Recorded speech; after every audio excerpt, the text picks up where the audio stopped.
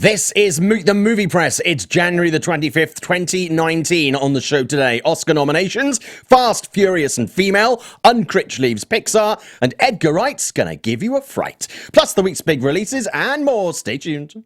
Welcome to Popcorn Talk, featuring movie discussion, news, and interviews. Popcorn Talk. We talk movies. And now, here's Popcorn Talk's Meet the Movie Press. The Movie Press. It is January the 25th, 2019. My name is Simon Thompson. Thank you for joining us. If this is your first time, hello. If this is your coming back, hello again. You can find me on Instagram and Twitter at ShowbizSimon. There's also a Facebook page. This is Simon Thompson, and you can see my work from sea to shining sea on the likes of Forbes, Reuters, E! various other places. No Scott this week. Scott is in Sundance. So he's not here because obviously he can't be in two places at once. But Dimitri is here and Kit is back. Dimitri, for those that don't know you, who are you? Where can we find you, please? You can find me here at the awesome Meet the Movie Press on the Popcorn Talk Network and also on Popcorn Talk Network's Anatomy of a Movie, which is above and beyond just the review show. We break the movie down to all of its parts and how it was made and what brought it to screen. And what are you covering this week? This week we will be covering Glass. Glass. Lovely. I know you're a big fan of that movie. Kit, welcome back. To Meet the Movie Press. Hi. Where can we find you? Who are you, please? Thanks for having me again. I pleasure. love it. I don't look like Scott, but I can try my best Scott Menzel impression. He's freezing his Menzel's Yeah, off. he is. I'm Kit Bowen. I'm editor of Screen Picks, and you can follow me on Twitter at the Movie Kit, and I'm also freelance for Fandango and others as well, but I'm happy to be here and talking Oscars. Nailing it. And if you want to be part of the show, of course, if you're watching us live on YouTube, then you can do so in the chat. Feel free to be part of the conversation. We really appreciate that. You might get a shout out on the show, but please be nice. Be nice. We're a friendly community. We can disagree, but keep it friendly. Okay, Oscar nominations happened this week. Holy shit! That was a long day for me. I was following you there. Yeah, it's the busiest day of the year. As a producer, I was working with Reuters that day. It's just like absolutely, for everybody else watching, it's a couple of minutes. You get the nominations. For me, it's hours and hours and hours of work. And after I finished there, I had to go home and I worked for other companies right up until 11 o'clock. When I did my final two-way with TV in Europe. So you did me so sleepy this week. 4 a.m. to 11 a.m. That's only, 7 hours? Okay, thanks so much. Thank you. I was following you. And since you mentioned Forbes, I also, because I retweeted it out too, you had a nice piece in Forbes regarding Sundance yesterday. Yes, let's get back to that in the show later on. Let's talk about Oscar nominations first of all. As usual, snubs. Surprises, think pieces. Okay, rather than just sort of going over the everything that we know already because of the nomination on Tuesday, what was your takeaway point from this, positive or negative, with the Oscars? A lot to talk about, everything from representation of females all the way through to no host and not even all the songs this year. Yeah, I Kate know. first. That was pretty... That's pretty... Well, you know what? To be honest with you, they're trying their best, right? They're trying to make that show something that's zingy, something that's, not people easy. aren't gonna... It's not easy. So they're gonna cut out some of the, the smaller stuff and only have 2 songs performed, which, I don't know. We'll see how that works.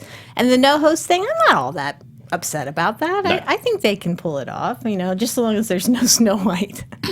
Don't do Snow White. But as far as the Oscar nominations, I wasn't, disappointed at all, really. I mean, I think the exclusion of Won't You Be My Neighbor for a documentary was probably the thing that hit me the most. Big surprise. But at the same time, if you know about the Academy, they don't like the soft, fuzzy documentaries. They like the very serious documentaries. So I think that's probably why. No, but we need soft and fuzzy right now. We don't need hard-hitting. That's why I'm really surprised it didn't get nominated at all.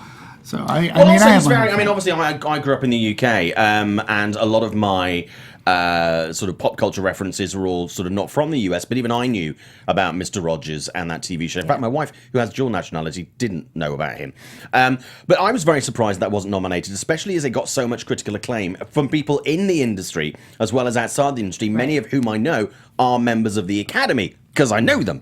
So it did seem slightly strange to me, but you are right. I think we do need an element of warm and fuzzy this year, which sometimes gets translated as popular. And obviously that was a big financial success, but then we look at something like Best Picture, And I've got to be honest with you, I'm a little bit underwhelmed this year. I mean, there are people who disagree with me and say that last year was a particularly strong year for cinema. I think it was an okay year for cinema. There was lots of really good stuff, a lot of very bad stuff, and then a real amount in that middle section rather than the spectacular. Are you talking 2018? 2018, 2018. I really felt 2018 was very good for entertainment last year. Entertainment, yes. Yeah. But necessarily making a film that is entertaining doesn't necessarily make it sort of, Oscar worthy. But it can be. But it can be. They're not mutually exclusive. And that to me is the biggest problem with the Academy, is that, I was personally we had breakfast this morning and we had this conversation about Black Panther. Yeah, it's awesome. Right? Now, I just recently rewatched Black Panther, and I think for my second time, I appreciated it a little bit more. The movie has flaws, but I was happy to see it up there. I mean, it's the reason why they went from, 5 to 10? Yeah. Or was it always 4? No, it was 5 nominated. But certainly increased the number. Right. Yeah. They doubled the number to include movies like Black Panther, and we haven't really been seeing that, and I have no problem with it being nominated. Hell, I think it's good for business. Yeah. For me, it was like there was all this big news about, we let in so many, we had inclusion this year, we let so many new people into the Academy this year, and it's still pretentious and dopey picks that we had, and I'm there's like, an element that hasn't of changed anything. But I think what's happened this year with Best Picture, obviously we knew the Academy were looking at that best or the most popular movie, sort of popularity contest award. And I think what they've done is this year they kind of smushed them together a bit. And to me, it doesn't sit quite right. Now, I love Black Panther. There are a number of movies nominated for Best Picture that I really enjoyed. Do I think it's Best Picture quality stuff? No, I don't. And also, something else we discussed at breakfast was to do with the fact that if you have the Best Picture but you don't have the Best Director, there seems to be some... And it does... Again, they're not always the same thing, but there does appear to be quite a lot of sort of disparity between the two. Going on to the representation point, because obviously it's a key issue in Hollywood, it continues to be. I think some people assume this year, when we're looking at representation across the categories, especially for women, I think with women, minorities, and people of colour, I think there seemed to be some sort of assumption that if you have more people from those groups on the Academy, they are, for whatever reason and without doubt, going to suddenly support people of colour and women and minorities when they make a film. Now, to me, if you do that actually, while there are many, many people who are from those groups who absolutely should get more recognition and more work, to do it for the sake of them purely being a minority, a person of colour or a woman, and as a white man in the industry, I wouldn't want someone to actively give me a job because I was a white man. Right. I want to have any job that I get because I am the best tool for that job. And people call me a tool quite a lot. So you have to be that. But I think there was a natural assumption that because there was more representation, which there should be, I absolutely support that. Yeah. People were going to wholeheartedly going, let's find the non-white directors. Let's find... You have to have the best product. Otherwise, it's tokenism. And that doesn't help anyone's argument, apart from the opposition, where then you have the argument that you do just get nominated or given a job because you are a woman, a person of color. I think we absolutely have to pick. We have to put more people in that pool, full stop, to be able to pick from that the best of that pool. Yeah, absolutely. I think we have to do that. So I think some people kind of looked at it in a more basic kind of way, but it's still a problem. There's still not representation. Agreed, and I'm glad you brought that up because it was a great conversation this morning. But going back to the Academy Awards, I was very pleasantly surprised to see that Adam Driver got some love because it didn't seem like he was getting much love. No, throughout all this list, though. I've seen him on the lists a lot. He wasn't getting stuff from he deserved it. And people who don't generally like Adam Driver and stuff were saying he was exceptional in Black Klansman. I'm going to back him for this one. And it was a great movie that, as a general, hasn't had a lot of love. And I'm glad to see that was nominated for Best Picture. It really, again, when you talk about... And back in theatres again, by the way, in case you want to catch it. True, and you should. But when you talk about entertainment and quality, I think Black Klansman checks off all the boxes. So that was a pleasant surprise for me. And it was a big surprise to me that Bradley Cooper doesn't get Best Director. And the guy from Cold War does. And I'm like, That's what I don't get. Yeah. Like, I just... Bradley Cooper, to me, going into A Star is Born, like with all the marketing and hoopla around it, I was afraid. Because everything was focused on Bradley Cooper, the actor, the director, blah, blah, blah. Right. A lot was on his shoulders, and I'm like, wow, he's taking on a lot. And they're really throwing his name out there. And if this movie fails, it's on him. right. The movie didn't fail, and I ended up enjoying it a hell of a lot more than I anticipated, particularly that first half. Yes. And he draws you in. Yeah. And he brought out an amazing performance from Lady Gaga and Sam Elliott and Andrew Dice Clay, which nobody really talked about. I keep mentioning the fact that he was so... I didn't even know it was him until at the end. I was like, fuck, really? Yeah. He seriously impressed me. Yeah. Really impressed he's me. done a couple of things that have been good, actually. So, But people how haven't do you seen them. not get nominated? Blue Jasmine. Yeah, he was good in Blue Jasmine.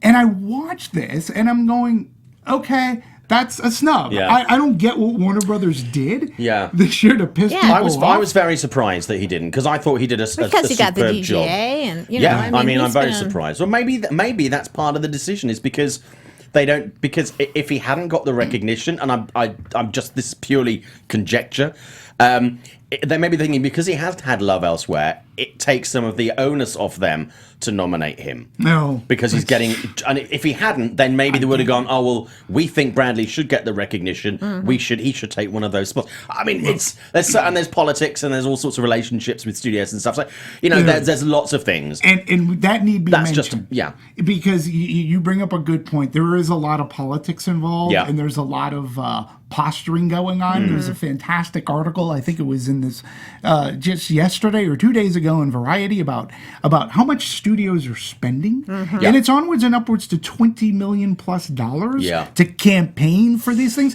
I was another snub to me, Julia Roberts for Ben is Back. Or Lucas Hedges for Yeah. either one. Or Nicole Kidman. I mean, I can't believe she didn't get nominated for the 3 movies she Well, did. I mean, God, Aquaman? No. But Aquaman? there are so many. Oh, 4, right, 4. There are so Destroyer. many movies, I think, that, and I'm going to get someone in the chat on this in just a second, so many movies that I thought would have been on the list that simply weren't on the list. And a couple of surprises, even movies that I loved. Like, even though I really, really like Bohemian Rhapsody, it was predominantly for Rami Malek. Yeah. And I remember when all of that stuff happened, so it has a personal connection to me. But I was surprised when that was nominated for Best Picture. Yeah. Because... I don't, as great as a movie as that is, just being a great movie to me doesn't mean you get an Oscar nomination. I mean, some of the best movies I saw last year haven't been mentioned by anyone, you know? Of course, Bohemian Rhapsody wasn't directed by anybody. Well, for screenplay, I mean, there was a movie last year, and I've mentioned this, Destination Wedding, which was a movie with Keanu Reeves and Winona Ryder in it. And that script was one of the best scripts I have seen enacted in years. Really? So sharp, so really, really, so cleverly written. And it's like, not only did nobody see it, it's available on the Amazon Prime at the moment. Yes, it is. But it's just, I mean, that didn't get any love. So it's like sometimes there are good movies that just simply don't register. And, but people in the chat, Mark Ballum is saying, whatever was chosen, there would have been people who will say, insert film name here, got snubbed. Absolutely. Happens every year. Yeah, it happens every year. Sure. I mean, it's not, it's going to be a representation of what is still a small group of people within the industry who come to it with their own likes, dislikes, relationships, etc. So it's never going to be a true representation of what. It's not like an election. It's not. It's not where everybody gets to choose and vote for these things. Zeno, I'm not going to say the Oscars are pointless and irrelevant today. I don't want to be a broken record that keeps saying the Oscars are pointless and irrelevant. I won't say the Oscars are pointless and irrelevant. I mean, to be honest with you, I don't. And we had a discussion about this over breakfast this morning, Dimitri and I. I don't think they're pointless and irrelevant, but I think what they're trying to do at the moment is, as a show, which we spoke about sort of earlier, I think they know it's a bit broken and they need to fix it. Yeah, but I think what they're doing, and the analogy that I came up for with Dimitri was, it's kind of like you've got a filthy apartment. So your bedroom's filthy, you can't get to the bed. Your lounge, you can't sit on the sofa, you can't see the TV, there's like shit everywhere. But then you clean your bathroom and you're like, Ta-da! Look how quick. Solved! And I'm like, no, what you've done is you've seen a part of the problem, not the biggest part of the Right. problem, and you've gone, well, I've tinkered with that. That's done. It's like, that's not really what you needed to be looking at. And I think going back to the songs, I think, again, I said to Dimitri, I think not having all the songs, I understand the argument. I think it's a mistake because especially when you don't have a presenter, Right. those are semicolons. Yes. They Yeah. are coders in the Yeah. show. They're your bookmarks, your benchmarks, your partition moments. That's the frame Yeah. that you hang everything around. Right, and what did I say? I said Yeah. that the Academy is broken. I mean, I really think But I that they don't- are severely broken. They need fixing. And I disagree. I don't think it's broken. I think it's I know. fractured. It's fractured. And yeah. we need... Sorry. That go- means broken. I mean, if fractured is broken, when you fracture a limb, that's a broken limb. So they need more purpose. They need to know what they're going for. And they also need to remember like that they have to champion movies and people seeing movies at the theater. But this Academy Award show this year, they weren't paying attention.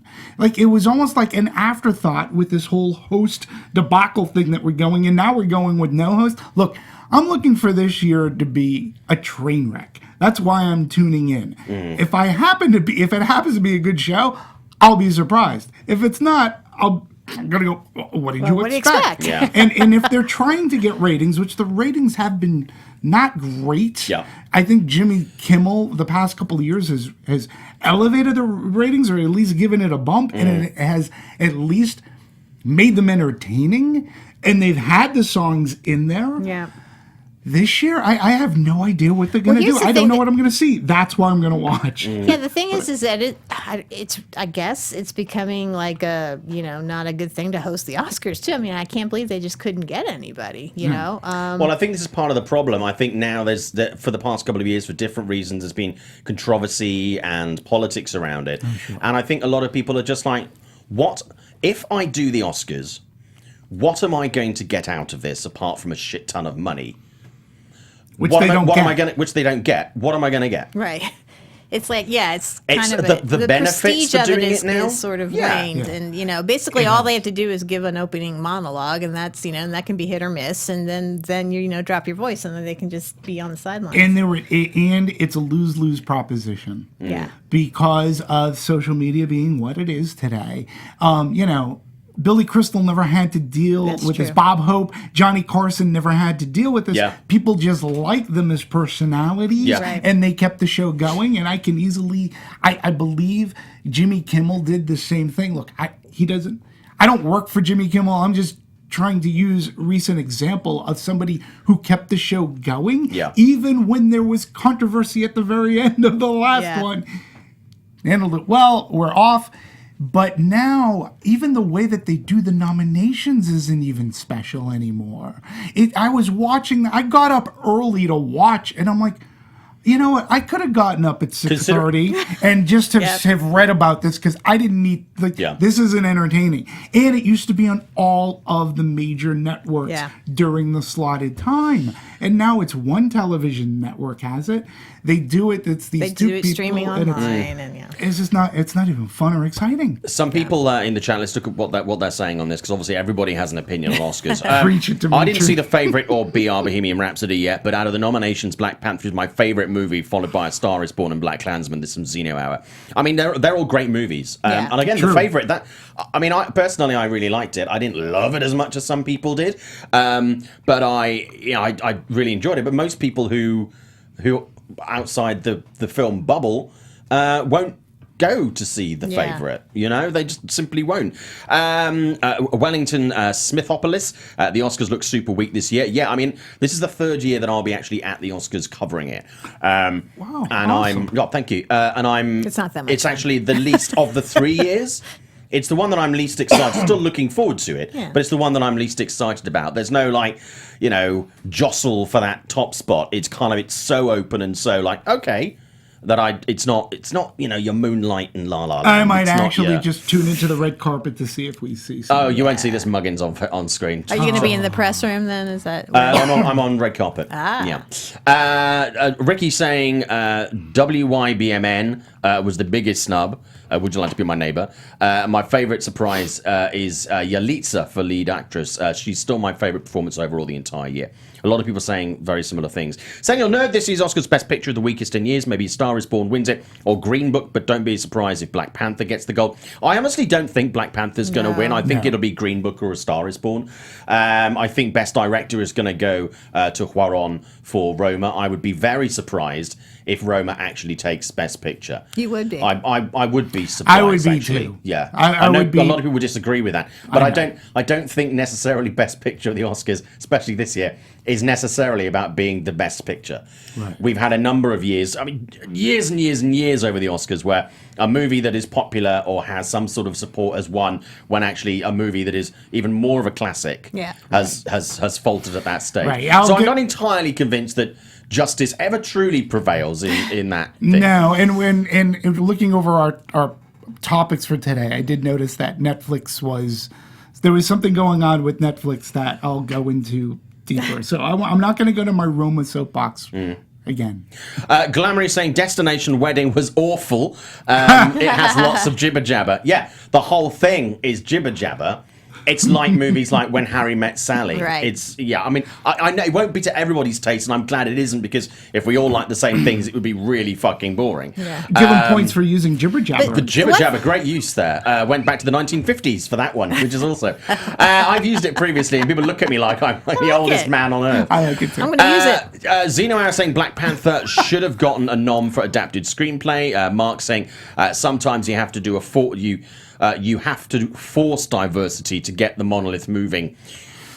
I don't. I mean, you can. It can get the monolith moving, but yes, and I think we've already been past that stage. I think so too. I think we're past that stage. But also, if it continues to be forced, you feel you feel it, and you get more resistance, and the monolith moves in the wrong direction. Agreed. And in fact, long term, can actually do more harm than good. So I absolutely support more representation and more diversity, unquestionably.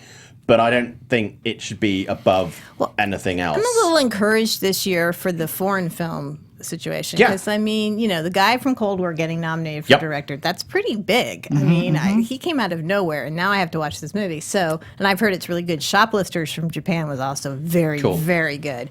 But Roma getting all of this love that it's getting, I think it's kind of encouraging. I mean, being that it is a foreign film, not to say anything against Netflix or anything like that. I loved Roma. I did. I loved the movie, and I'm happy that it's getting all the recognition I think it should. So, and talk about spending money. How many locations was that movie released on? What? How many locations? Thousands of televisions. So, Millions many of televisions.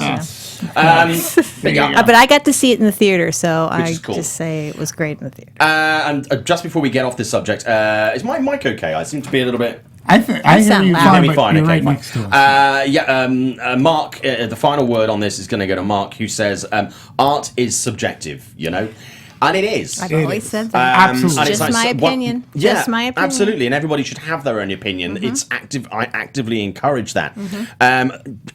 Be able to support it. We don't have to agree, but it is absolutely subjective. And one of our listeners actually engaged with me on Twitter, which I really appreciated this week, on about hoping that it's not political this year. And I did point out that, I mean, I don't doubt there will be some politics in there somewhere. But a lot of art is political, and a lot of the movies that we see and we engage in, they come from a political place. Yeah, from Black Klansman. Black Klansman, Black Panther. A lot of that came out of a situation and a topic and a platform. With so many of these movies, Roma. These all come from something that is not necessarily either side of the aisle political, but socio-political. There is some sort of connection to that. So I think it's unavoidable, and I don't think it's ever going to go away. And when people say, "Oh, actors should just act," I mean, yeah, but also they have their privilege, and it is a privilege, to be able to give a voice to those, or amplify the voices of those who can't be heard loud enough. Right.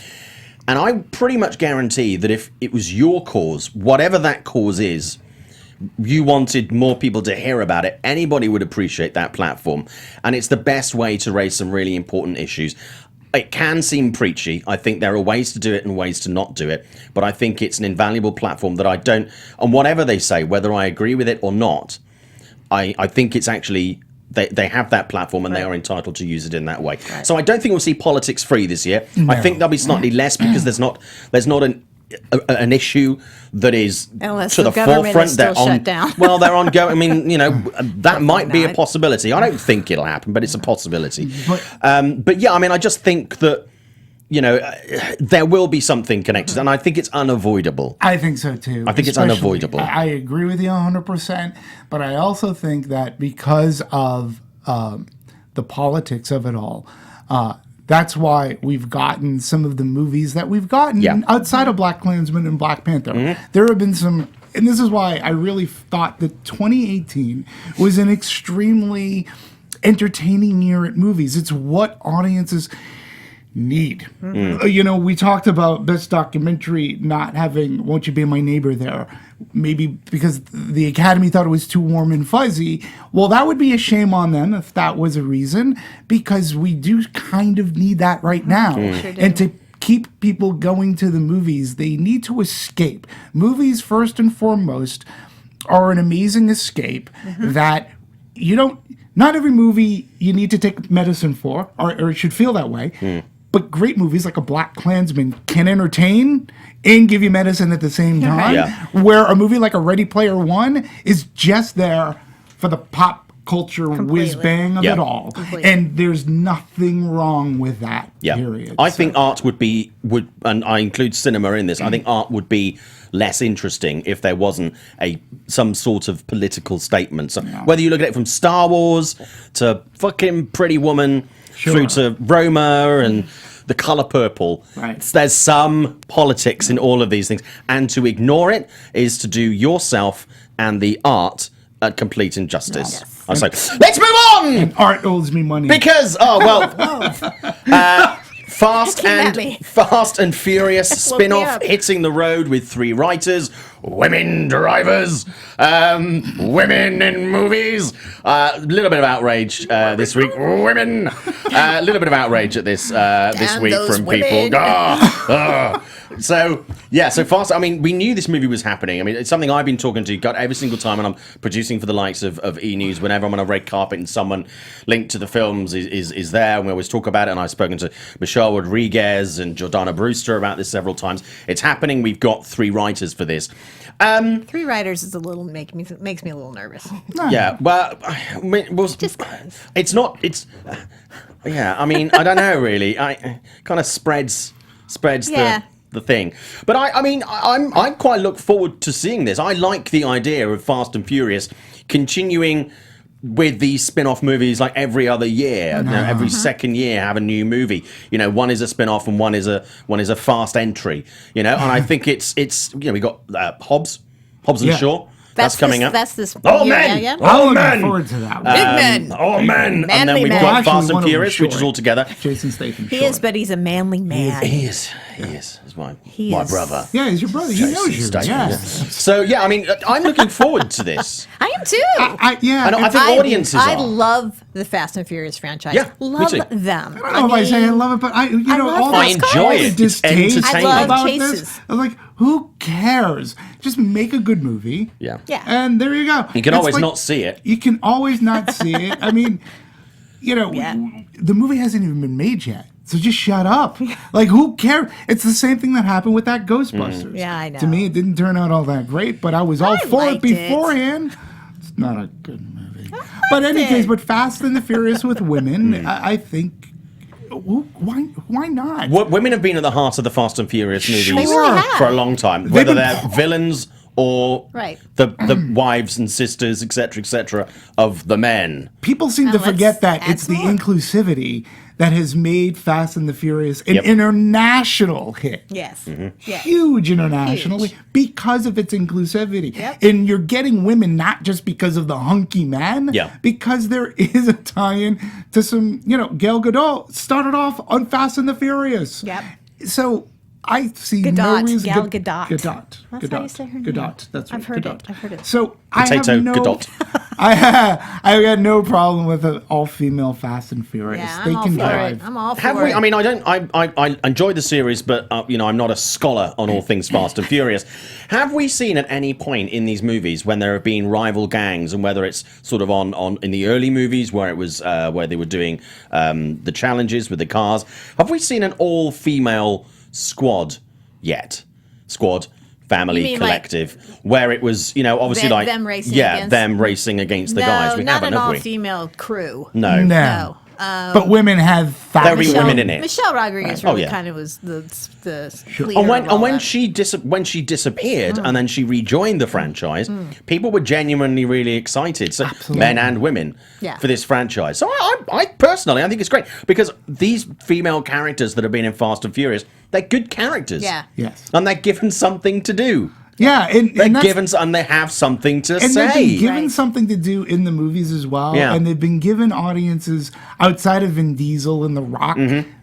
You can cheer for them as well. Yeah. Yeah. Yeah. So it's Fast and the Furious, whether you've liked the movies or some movies are better than others, they have spread the wealth amongst the cast. Yes. And it's completely open too. Like let's just add some more women too. Sure. Like let's find some other ones who can drive fast. Absolutely. People in the chat getting on this a lot. BlackRock 316. I love the Fast and Furious franchise, but man, I'm not sure about this. Which you're entitled to not be sure about it. The Ocean's 8 cast was interesting and diverse in age, especially. Yeah, Ocean's 8 sucked. I wasn't a fan of the movie, but I think the casting was interesting. Yes. Same with Ghostbusters. Charlize Theron sucked. John Harrison as the bad guy. I didn't think she was the best bad guy, but it's fine. She was okay. Just being a woman in a movie doesn't mean that you have to be good. Do you know what I mean? There's not like, you can only be in this. I mean, obviously, you all aim to be good. Nobody aims to be in a movie to go, well, I'm going to be shit in this one. Yeah. This is the one I'm going to be shit in. Sometimes you're not cast right. I don't think that's entirely her fault. You know what? Villains are always, it's. I think one of the best villains that I can think of right now that was so great was Thanos because there was this pathos to him, and I think that's always sort of the way a good bad villain is. Good question here, John Harrison, and I kind of understand what he's saying. I don't know exactly what sort of the validity of the point. Question: why are women always bundled with minorities? I don't think women are bundled with minorities. It's just there's men. And then there's everybody else. So I think it's not necessarily bundling them together, because you can be a woman and a minority. Right. You can be a minority and not a woman. There are lots of this is a Venn diagram. It's not a case of going, well, ladies, you can be with the non-white people. It's like they're all groups individually that are underrepresented. So when we talk about representation, we're not bundling women and minorities together. Right. It's a case of actually they are one of the groups who are underrepresented. Right. So it's not bundling them together. Right. It's not like a buy one get one free on representation. It's like there's men who we are, whether we like it or not, we are the a lot of the most powerful people in the industry. There's more of us in the industry than these other groups, and that's why we sometimes refer to them in that same way. A lot of people are asking. Thank you for that, It's just Simon. fine. I understand the question, but I just want to be clear: we're not bundling them all together. But they like to bundle when they shop things. Well, Anthony. we do like to cuddle. So Anthony, there's that I too. like to cuddle. I like to cuddle. I like to consensually. Yeah. I don't just do it randomly, like start spooning It's people not like in the you have a grocery corner store. in the market. Time for cuddles. Anthony Mazzono asking in the chat, popcorn talk. Well, what is your dream cast for an all-female Fast and Furious reboot? Now, I tend to steer away from these. What would your fancy cast things be? Because they're kind of like, it doesn't matter. Yeah. But is there anybody that you would like to see driving perhaps fast? drive in or supporting in some way in this cast? Well, here's an interesting. I actually liked Widows, which got absolutely no. Yeah, another whatsoever. one in the Oscars that I think people Yeah. were expecting to be there, but wasn't. And I kind of liked the idea of it, the women sort of having to band together to pull off this heist. So for me, I think Elizabeth Debicki would be a great. She might be a good addition. And you need some of the original cast, though, Oh, of right? course, I mean, Michelle you need and everybody. Jordana They all have to be Brewster. there, yeah. There's another, I forget who, another model. Who was the one in the last? She's been in the last couple. Oh, the one who was the tech- computer guy. Yeah, her. I can't She remember. would be her name. good too. So Yeah. I don't know. What do you need? Another 3 or 4? Yeah. I don't. Again, I'm with you on this. Let's just say this: there is no shortage of fantastic women out there that would fill the role perfectly, that could handle the action. There is a great plethora of them, and I would also say, don't necessarily star cast. Yeah. Go with somebody who is is slightly lesser known. Yeah. Give that person Slightly a chance. left of center casting as well. Yeah. Because Be I mean, aware of that. to be honest, Well, Michelle. they did that with the original movie. Yeah, Michelle Rodriguez was. Absolutely. She wasn't. Michelle Rodriguez, Vin Diesel, Paul Yep. Walker. They were all kind Limited awareness. Yeah. You know, At they that had time. heritage, limited awareness at the time. Zeno is saying, I'm fine with an all-female Fast and Furious spin-off. They're building a cinematic universe after all. Yeah, absolutely. But do you know what? It's not about us being okay with it. Hollywood doesn't really care if we're okay with these movies because they're going to make them. Yeah. So you just don't, if you really don't want to take part in it, don't go to the Don't go movies. see it. I just say make it good. I don't care. just who's write it, a good script. Just make it good. That's what we always say about every. Just write a good script. Yeah. Make it good. It's not rocket science, people. Some other questions here. Actually, it's Fast and Furious rocket science. John Harrison saying John notices it more because I'm a minority. He, not me. Obviously, being a white man in Hollywood, there's plenty of me. And Mark Ballum saying any black, white, Asian, Australian, etc. can be. No, absolutely. It doesn't. Yeah, you don't. This minority thing, and also there are more non-white people on the planet than white people. Yeah, there are, but we're not talking about the planet as a whole. We're not saying, well, there are X number of these people, and that's so there. This is about representation within situations, individual cases. Hollywood being one of those environments where there isn't representation. That's correct. I'm aware that on the planet there are certain amounts of certain people. Yeah. But that's not what we're dealing with here. We're just talking about Hollywood. We're just talking about Hollywood and other situations where minorities when they are a minority. And so obviously, if I went to Saudi Arabia looking like this, I would be a minority. Yep. If a Saudi comes here, they will be in a minority because of the way that they are, what they are. So it's all context. It's not a planet holistic math problem. And at some point in time, we're all going to look the same. Well, we'll all be dead. I feel sorry if anybody looks like me. I pity the fool. Moving on to the next topic. Edgar Wright's next film is a horror thriller inspired by Don't Look Now and Repulsion. Also, Baby Driver True. The first script is in, which is great news. Let's talk about this. I've been waiting for Edgar Wright to do something Darker. like this for a long time, darker. And Baby Driver took us a little bit more towards that serious side of Edgar, where he's previously really sort of shone in comedy. Really excited about this, and I'm hoping a little bit of the Jordan Peele magic kind of thing, where it's this stuff that we knew was in there or hoped was in there, this darkness that really gets to come to the front. Super excited about this, also because I love both of those movies. Yes. So when I heard that, I was like, okay, I'm in. Yeah. Great. Yeah, no, I think he's a fabulous director. He has a sensibility that that's unique, and he brings it to everything that he does. So I'm really looking forward to it too. Baby Driver, I loved. Yeah, I was a big fan. I was a huge fan of Baby Driver. But I think this is a great offshoot for him to do. We know that he has a love of horror for when you see Shaun of the Dead, right? So he has a love and an appreciation. You mentioned Jordan Peele. I would say similar to Jordan Peele. Nobody saw that coming. No. Nobody saw that brilliant darkness coming. No, and Jordan Peele, though, admits he's a fan of horror. We can surmise that Edgar Wright is too, and I think he'll do it right, and I think it'll be a fun movie to watch. And it's going to be set in Soho in London. It's an area of Soho. Right. And I think there are a number of amazing horror movies that have been set in London over the years. Everything from An American Werewolf in London through to, there's a movie called Creep by Chris Smith, which was really interesting. There was another one, Deathline, which is about cannibals living in the London Underground. Really great movies. So I think this is a really interesting. And Soho, as much as it is about now sort of fun and the glamour and stuff, there has always been a really dark, seedy part of Soho. It was the area where you used to have all the sex cinemas, where it was big for prostitution, all the strip clubs and stuff were all there. Hollywood Boulevard. It was like kind of Times Square used to be in New York in the 1970s. Great example of that, by the way, is I don't know if anyone's got the Frankenhooker Blu-ray at home. I don't have the Blu-ray, but I know it got re-released a couple of years ago, and there's a brilliant feature on there where the director goes back to Times Square and sort of says, this now is all Disneyfied, but this used to be like a sex cinema, and this was like dildos are us or whatever.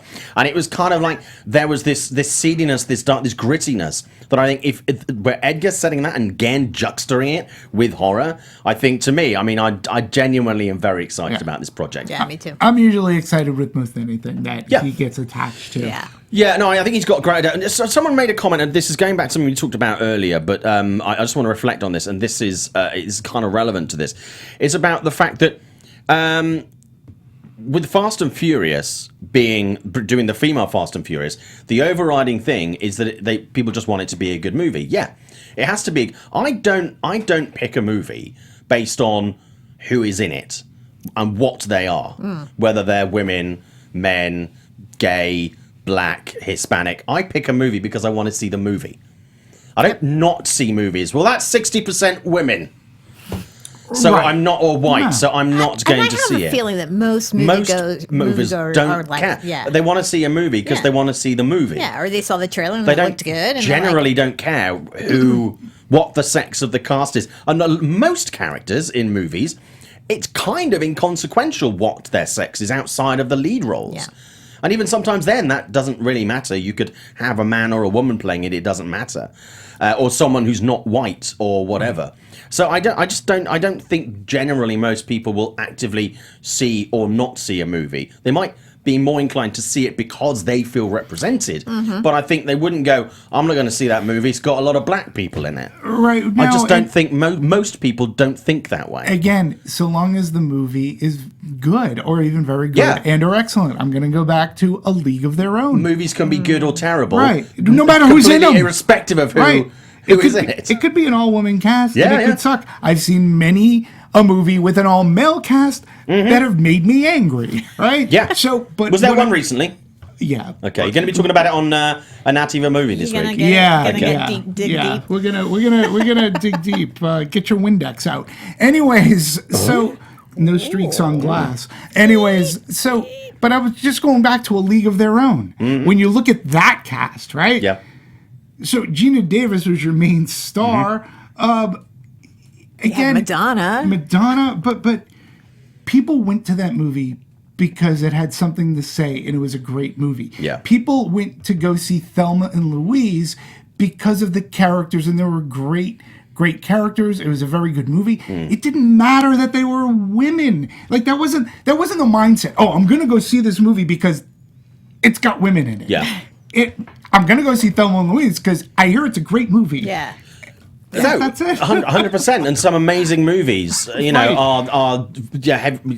be predominantly women, and it's like, but they're not good because they're predominantly women. They're good because they're a good movie. Ultimately, whoever's in it, you can make a good movie or a shit movie. Yeah. And if you're in it, you know whether it's good or shit. Yep. Look at the likes of Sigourney Weaver, who got nominated for being what's essentially a horror action movie in Aliens. Yeah. She was nominated for Best Actress. Yeah. Okay?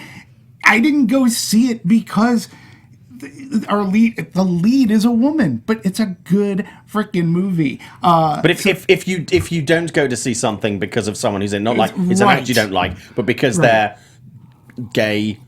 But black, there are actors who I don't. Woman. There are actors I don't like. But that's because you don't like the actor, but you don't go, well, I don't like them because You don't like them because you don't like their acting. Right. You don't not like them because Of their colour colour or or their race. orientation Yeah, or whatever. Just going back to this, Zeno Hour saying, going back to Edgar Wright, will this be a straight horror or a horror comedy? Don't know is the answer. Edgar hasn't said. I read that it's going to be. It's more straight. It's definitely straight. Yeah, I heard psychological Okay. thriller. I yeah. would not be surprised if indeed it dark is. humour in Yeah, there, it'll yeah. have some elements of dark humour, but it's not going to be like a ho ho ho. Not like, not like Because a Shaun Edgar of Wright's the past Dead. filmography and style is saying, don't look now, and Repulsion as influences is throwing me off. I just think it's going to be dark. I think it's going to be more straight. But I think Edgar, he has this amazing skill of, even in serious moments, there can be moments of levity. Sure. And like I say, it have doesn't have to to. be a chuckle fest. No. But I think it's, I think there will be this. That's kind of what he does. But also, I would be interested to see what he does without any of that. Yeah. I really would. Baby Drive was a really good example of that. But even that, at times, had moments Yeah, where that's some- you were laughing, not because it was funny, but because it, tickled. Okay, let's move on. Spider-Man Far From Home, which we didn't mention on the show last week. The trailer dropped last week. That trailer has broken Sony's record for the most YouTube views in 24 hours. Wow. I mean, that's pretty impressive. Yeah. But out It's of good for that, Sony. it's great for Sony, but it didn't appear. It got a lot of buzz when it came out, but then that buzz appeared for me to die quite quickly. Yeah. And then there was another trailer that came out. Was it John Wick came out and stole Yes. its thunder pretty quickly? But it's interesting. I mean, it's also interesting to see where people are getting where they're still getting their content from. Oh, absolutely. So they're going straight to a YouTube or straight to whatever. But That's where you interesting. see it first, but come on.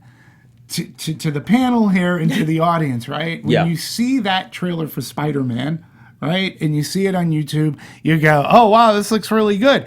When you see that trailer on a big Yeah, screen, it's true. it's a much different experience. I know. I mean, the trailer on the big screen looks really good. That used to be my most favorite part of going to a movie was to get there. Oh, and make sure God, not yeah. to miss the Yeah, trailers. Yeah. I and love even Captain Marvel, which we talked Yeah, about we too. did. That trailer on the big screen, it just Stunning, looks, isn't it? It really is.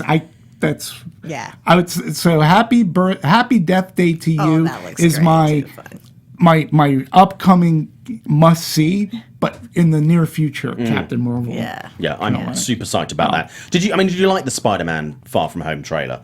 I'll be honest with you, I liked it. It didn't go, oh my god, it didn't give me like goosebumps. Not like that Thor trailer with the Led Zeppelin song. For some reason, I still remember Ragnarok. that one. That Oh was- yeah, oh Love god, that. yeah. Which one was that for? Was that? That was Ragnarok. Ragnarok. yeah. Yeah, it was done really well. I liked the trailer, except I thought he died. Well, And here's- then you bring here's back the Nick thing. Fury. I know and this is isn't what's Nick bothering me a Fury little dead bit too. because Like, all I've heard those that deaths. this takes place. The Spider-Man movie takes place like minutes after the end of Endgame. I guess is what I've heard.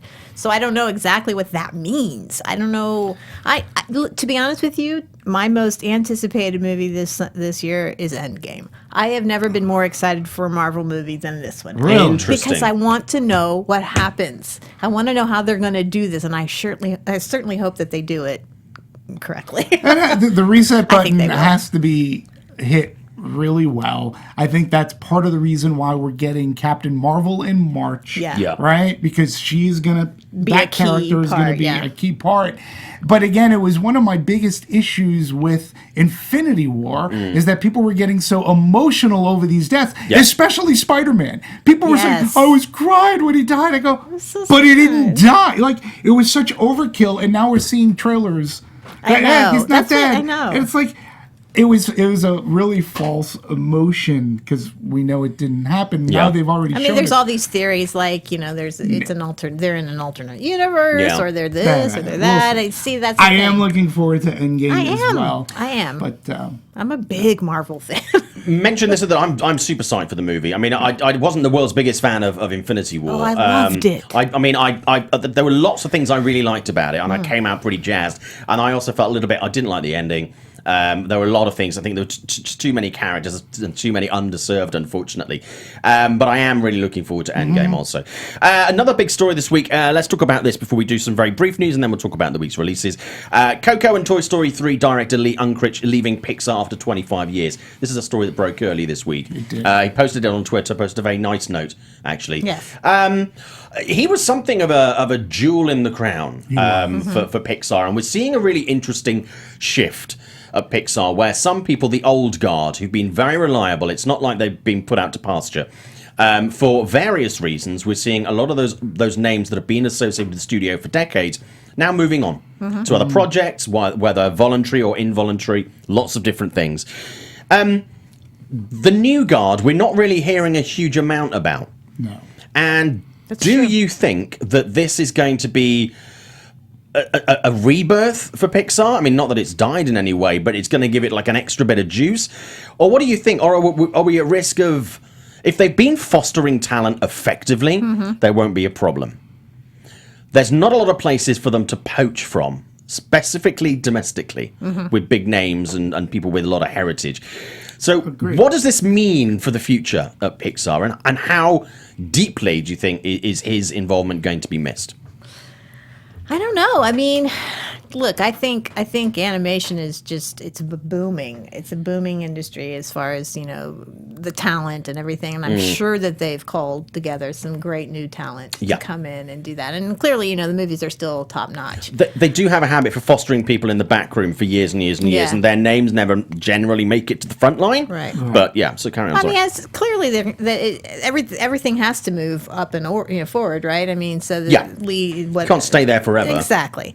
And then this whole John Lasseter thing, I think, threw the company for a loop. Sure. And I think that they're probably reassessing and seeing how they can, continue and do what they're the quality that they continue doing. So I think it's only going to get better for them. So Yeah, and Simon, you hit the nail on the head of them fostering people up from within, right? So when Pixar first hits the scene with Toy Story, we didn't know any of these people. Right. Even with Bug's Life and Toy Story 2, we're still getting to know these people. It was only as they built more and more movies that we started to hear as moviegoers, as movie fans, these names became something to us. Right. And when they were attached to a project, I was like, oh, okay, that's great. And of course they did this, right? But you're right. I think there is going to be some semblance, there's going to be a shift. I think the new Pixar generation is going to be upcoming. Lots is happening in Pixar, right? So you talked about John Lasseter, him leaving this week. It most likely is going to be the first year in which a Pixar movie does not win Best Animated Movie, which until Spider-Man, I think Incredibles 2 had it in the bag. I'll be honest with you. I think so. Spider-Verse is totally going to win. And they've run the table. Yeah. They've had a great run. You can't look, I will despise the stories that go, is Pixar over? They didn't get Best Picture. And of course they're not over. It's not over. They're going to continue to do what they're doing. They will do it to the best of their capability because they do focus on story. And when they have a mistake, this is what I love about Pixar. When they make a mistake, they learn from it. Yeah. They don't just hide that baby in the closet. They end up rewatching it and go, where did we go wrong? They figure that out, so when they make another movie, they don't do it again. Yeah. And they're not averse from owning up to mistakes they've made, like movies that they thought actually were going to be a straight to DVD kind of thing. I think Toy Story 2 was going to be a straight to home entertainment sequel. Then they decided to put it in movie theaters. Right. It's a classic. But do you also think that with this changing of the guard, which we're seeing sort of more and more, it's going to be like a bookend to some of the series rather than handing them over to new people to take on. It's going to be a bookend for end of some of these franchises and movies that we're seeing. Yeah. And it's actually going to, they did an amazing job with Coco, which is a brilliantly original idea. And they're going to say, okay, we need to find the films that with the new guard, who are going to take this through and own this, are going to have these projects for the next 20 years. We're going to do 3 of what will be the new Toy Story or whatever. Do you think we're going to see a little bit of it? Do you think, a lot of this is conjecture because we don't know. Is that a path for them forward? I would hope so. Yeah, absolutely. That's my hope. Yeah. Yeah. But again, they have been the king for so long that, and other studios have done well, like Sony and whatnot. They absolutely have their own talent, but yeah, I still think Pixar is still on the top. Absolutely. It's always the bar that needs to, that people need to raise to. And I think it'll continue to do so. I think we're talking as if Pixar doesn't have a cachet of stories that they've been cultivating for years. That we have no idea about. Exactly. Right. No idea. Exactly. We are the my last point. ones right. to know. When is Toy Story 4 supposed to come out? It's 2019, 2020. Yeah, 2019, I think. Oh, Is it this year? I think it's this year. I thought. Okay. I don't so. know. Let me just check. Who knows? I mean, they do keep things close to the vest, Yeah. those folks, which is good. Which is so good. I mean, we said this the other week with the Ghostbusters thing. It's like, I actually like the fact. I mean, we're in this day and age where we have so many movies that we know so much about when we're like a year in advance and constantly drip, drip, drip, and then we had no idea this new Ghostbusters movie was happening, and then a teaser trailer popped, and I was like, "This is awesome." Toy Story 4 is going to be June 21st, so that is this year. There we go. Yeah, fantastic. Okay, a couple of other stories I want to touch on before we round out the show with a look at this week's releases. I say big releases. This is not the jewel in the crown weekend for the industry. Okay, let's talk about. We touched about Roma being in movie theaters. AMC theaters, Regal Cinemas, and Cinemark won't play Roma in their Best Picture showcases. Not entirely surprised. A lot of people disappointed by that. No, and I do have something to add to this story Sure. because this is Netflix. Number one, I support AMC, Regal, Cinemark. You do. for You what go there they're regularly. doing. I do go there regularly, but I also support the decision. But something else really big happened in the news this week, and I think we're going to be the only show to really talk about this, is that this week the MPAA has decided to, Netflix is now an MPAA signatory. They accepted Netflix into the MPAA. What does this mean? Now, when I first read about this, I got angry because I was like, MPAA is supporting the downfall of the. But then I had to then I stopped. I took a deep breath. I counted back from 10, just like in the song, the Liz Phair song says, and I tried to look at it from another angle. What you may not know about the MPAA is they are strongly tied to the National Association of Theater Owners, NATO. They're strong. They're strongly tied to this. The MPAA is always at CinemaCon. They always kick it off. So it made me think that maybe there had been discussion for the inclusion of Netflix into the MPAA, and it gives Netflix too an advantage now in going overseas because the MPAA is worldwide. But also, maybe there had to have been discussion. Maybe Netflix. My hope is they're not going to try to be the disruptor. Maybe they actually want to be part of the team. Want to be part and included. After they saw what Roma is capable of doing, right? And they can do this. Maybe now they could see we might have left as much money as we have, we might have left some money on the table theatrically for Roma. And maybe if we play nicey nice, it'll be interesting to see. So this inclusion of the MPAA, right now anyways, that I look at it from this perspective, maybe it's not a bad thing. Maybe this means that Netflix will take the theatrical distribution of movies a little bit more seriously. And who knows? Because Sony has already bowed out of CinemaCon, maybe Netflix will come up to make nicey nice with the exhibitor. They may have a show at CinemaCon. So this is what I'm going to hope for. Well, they keep producing movies. I mean, Netflix is a movie as More well and as more TV. and more. So I am encouraged as well is that maybe Netflix will become, they will release movies in the theaters for the time that they're supposed to be released in the theaters, and then they'll be on Netflix. It'll help them put more money back in the piggy bank. Because, if as well. Bird Box was in the theaters, I think, that would have... It could have, maybe, but I'm just, since with what has happened with Roma, I think that now is the time you can play nice. Don't be the disruptor, be the partner. So it's MPA. Yay! We'll see. Okay, we're running out of time. The Lost Boys TV show is in the works at CW. All for it. No. If you want to see some terrible movies, do check out the two Lost Boys sequels. Telling a friend of mine about them, who I went to college with, he had no idea they existed. I asked him to watch them. We're not talking now. I'm sorry. No, it's fine. I would be the same. They're really pretty bad, but they're so bad. They're like, oh God, oh God. Oh, Yeah. Oh, no. God had nothing to do with No, it. absolutely. And Hulu cutting the price. Netflix apparently could lose 20% of users due to the price hikes. I mean, if there is a drop-off, I think initially there's going to be a drop, and then people are going to go, I need my Netflix, But and wait they're a going to second, be... Hulu is raising and cutting. raising and cutting, yeah. They're Yeah, cutting the- their basic price with the one with ads, and they're raising the other one. Without ads, Yeah. right. But I think a lot of people, will quite happily suffer the odd ad, which is important. I don't. And also this week, really? I don't like Interesting. ads. And Movie Pass is back from the dead. It's Maybe. revising its unlimited plan in its last-ditch effort to bring back subscribers.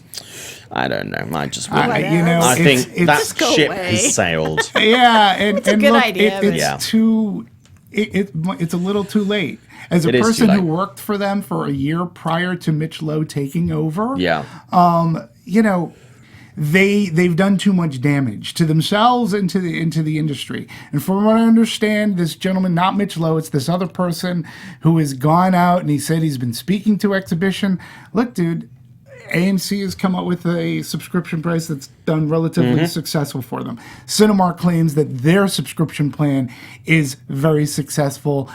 Regal has to be right around the corner in offering something to its customers.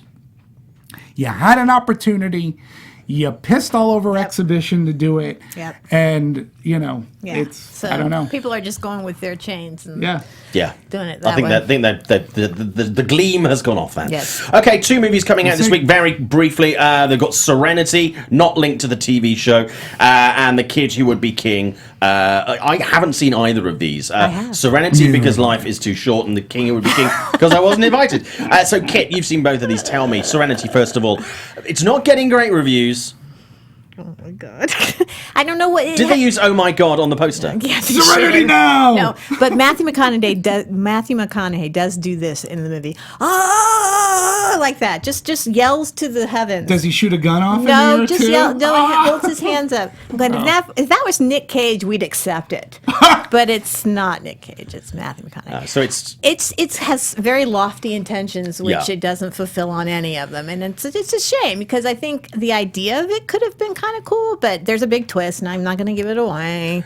But it's not what it's being marketed as. So it's not the Joss Whedon movie for Firefly. it's not. No, wish it the were. Kids Who Would Be King. I actually really liked Okay. that. I was talking about how the King Arthur movies, there's been so many, the Robin Hood movies, it's like, give it up already. But this is a kind of movie that reinvents it, it's Okay. a refreshing look at it because it's a modern day take on the Arthurian legend. And it's, the best part about it is a really good message in this movie because it's a real family friendly, like Amblin, Goonies, the old Disney live action movies. Right. It's that kind of a feel to it. But there's this message about kids being able to be empowered to be leaders, no matter if they pull a sword out of a stone or anything. They can be game changers. They can lead the world to a better place, kind of thing. And Patrick Stewart is Merlin. He is Merlin, yes. And he actually, he goes in and out. There's this young guy who plays a young Merlin. He was fantastic. And then Rebecca Ferguson plays Morgana. I could have used more Morgana in it, but other than that, I thought it was a lot of fun. More Morgana! More Morgana! That should be on the. And that is it. We've run out of time. Guys, thank you so much. Kit, thank you for standing in for Scott, who's in Always. Sundance. We're going to have someone else to fill in for Scott next week because he is going to be still in Sundance. He is going to be calling in and giving us his report from the festival, though, which is great. Dimitri, who are you and where can we find you? Keep this quick. Dimitri Panos here at Meet the Movie Press and Popcorn Talks Anatomy of a Movie. You can support me on the Twitters at DMovies1701. I still haven't come up with a brand new handle. Yeah, we got to do Kit that. Bowen with Screen Picks, and you can follow me at the Movie Kit. And I'm Simon Thompson at Showbiz Simon on Instagram and Twitter. Thank you so much. If you want to follow the show, it's at Meet Movie Press on Twitter. We will see you next week. Have a great one. Watch some movies. Yay! Bye. From producers Maria Menounos, Kevin Undergaro, Phil Svitek, and the entire Popcorn Talk Network, we would like to thank you for tuning in. For questions or comments, be sure to visit popcorntalk.com. I'm Sir Richard Wentworth, and this has been a presentation of the Popcorn Talk Network. The views expressed herein are those of the hosts only and do not necessarily reflect the views of its owners or principals.